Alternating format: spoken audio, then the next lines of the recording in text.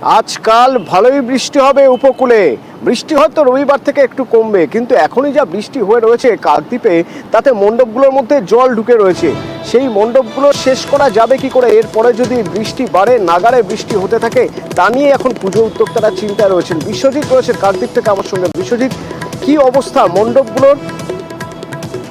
হ্যাঁ দেখো, মণ্ডপগুলো কিন্তু গতকাল রাত থেকে যেভাবে বৃষ্টি হয়েছে তাতে করে কিন্তু বেশ কয়েকটি পুজো মণ্ডপ এমনিতেই জলমগ্ন হয়ে পড়েছে, এবং যে বৃষ্টি হওয়ার ফলে তাদের যে কাজ, সেই মণ্ডপ সজ্জার যে কাজ, সেটা কিন্তু একদম বিঘ্নিত হয়েছে। তারা যেটা জানাচ্ছেন, মানে গত মাস থেকে যেভাবে একের পর এক দুর্যোগপূর্ণ আবহাওয়া আসছে, তাদের কিন্তু এই যে প্যান্ডেল, যে পুজো মণ্ডপ করতে কিন্তু বেশ বেগ পেতে হচ্ছে। এবং সেই কারণে যে পুজো উদ্যোক্তারা তারা কিন্তু ইতিমধ্যেই একদম চিন্তার মধ্যে রয়েছেন যে তারা কিভাবে, আর মাত্র কয়েকটা দিন বাকি, এই পক্ষে সূচনা হয়ে গিয়েছে, এবারে ষষ্ঠী আর কয়েকদিন বাকি, তারা কিভাবে এই প্যান্ডেল কমপ্লিট করবে সেটা কিন্তু তাদের মধ্যে একটা চিন্তার ভাঁজ এমনিতেই পড়ে গিয়েছে।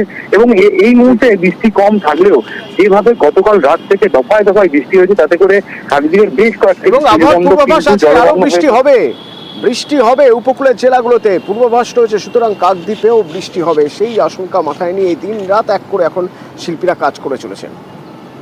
হঠাৎ করে আবার এই পুজোর একদম মুখে বৃষ্টি আসার জন্য বাইরে যেটুকুনি আঠা দিয়ে যে কাজটা রয়েছে সেটা তো না শুকনো হলে কিছু সম্ভব নয়। তো এই মুহূর্তে আবার খানিকটা আমরা কিন্তু একটু সমস্যায় পড়ে গেলাম, যেহেতু বাইরের কাজটা এখনো অনেকটাই বাকি রয়েছে। পিক আওয়ার চলছে এখন বলতে গেলে, একদম ফাইনাল আওয়ারে এসে হঠাৎ করে আবার বৃষ্টি, পরিস্থিতিটা একটু হলেও খারাপ